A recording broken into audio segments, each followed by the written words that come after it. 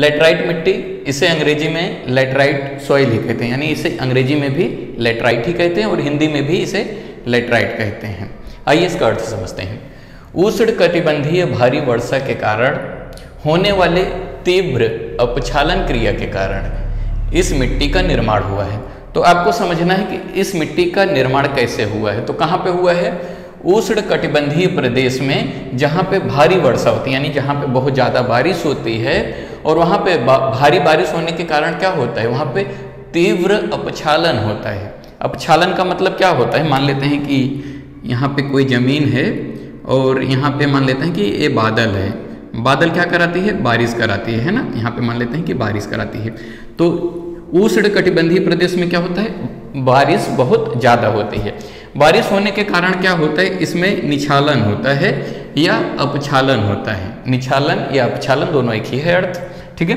तो होता क्या है कि ये पानी का रिसाव होता है, तो पानी जल्दी जल्दी क्या होता है, जमीन के अंदर की तरफ चला जाता है। इसे ही हम लोग क्या कहते हैं? अपक्षालन कहते हैं, ठीक है। फिर से समझो आप, उष्णकटिबंधीय भारी वर्षा के कारण होने वाले तीव्र अपक्षालन क्रिया के कारण इस मिट्टी का निर्माण हुआ है। तो इस मिट्टी का निर्माण किस कारण हुआ है?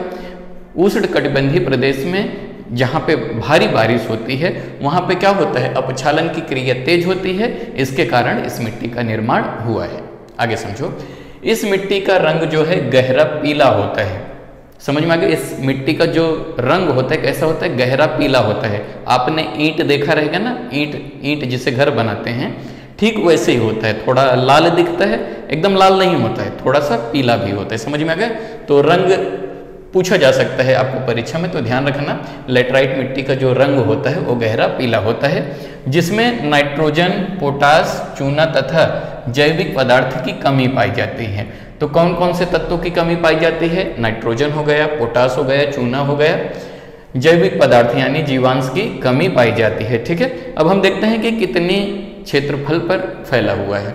भारत में यह मिट्टी जो है 1.26 लाख वर्ग किलोमीटर भूभाग पर फैला हुआ है। अगर हम इसे प्रतिशत की बात करें तो कभी कभी आपसे प्रतिशत में पूछा जाता है, तो 3.7% भूभाग पर यह मिट्टी क्या है? फैला हुआ है भारत में, ठीक है। अगर आपसे प्रतिशत में पूछा जाएगा तो याद रखना 3.7 बताना है। अगर आपको वो क्षेत्रफल की दृष्टि से पूछा जाएगा तो बता देना किलोमीटर के हिसाब से। भारत में यह मिट्टी जो है 1.26 लाख वर्ग किलोमीटर क्षेत्र पर विस्तृत है या फैला हुआ है, ठीक है। अब हम चर्चा करते हैं कि कौन कौन से राज्यों में मिट्टी पाई जाती है। तो यहाँ पे आपको ध्यान देना है, यह मिट्टी जो है केरल, कर्नाटक, उड़ीसा, आंध्र प्रदेश, पश्चिम बंगाल, झारखंड, उत्तर पूर्व मेघालय के उत्तर पूर्व भाग में, समझ में आ गया, तथा दक्षिणी महाराष्ट्र।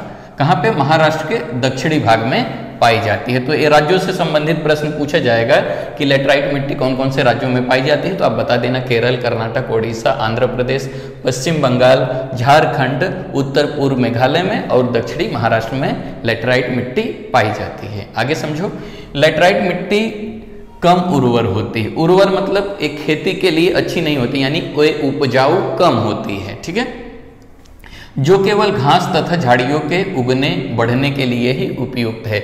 लेटराइट मिट्टी में ज़्यादा से ज़्यादा घास नहीं तो झाड़ियाँ उगती हैं, वैसे कृषि के लिए यह कम उपयुक्त होती है। समझ में आ गए? आगे समझो, परंतु उर्वरकों की सहायता से, उर्वरक क्या होता है? जिसके कारण हम लोग फर्टिलाइजर खेतों में डालते हैं ना, उसकी सहायता से हम क्या कर सकते हैं? इस मिट्टी में चावल, गन्ना, काजू, चाय, कहवा, कहवा मतलब कॉफ़ी, समझ में आ गया? हिंदी में से कहवा कहते हैं कॉफ़ी को, तथा रबड़ की कृषि की जाती है। तो हम लोग उर्वरकों की सहायता से इसमें कौन कौन सी खेती करते हैं? चावल, गन्ना, काजू, चाय, कहवा, कहवा मतलब कॉफ़ी, और रबड़ की खेती की जाती है। एक छोटा सा टॉपिक है, मुझे यकीन है कि आपको अच्छे से समझ में आ गया रहेगा। वीडियो कैसा लगा कमेंट करके ज़रूर बताइएगा। आने वाले अगले वीडियो में हम लोग जो अगला टाइप रहेगा, मिट्टी का प्रकार रहेगा, उसके बारे में गहराई से अध्ययन करेंगे। अगर अभी तक इस चैनल को आपने सब्सक्राइब नहीं किया तो कर लीजिए। वीडियो देखने के लिए धन्यवाद।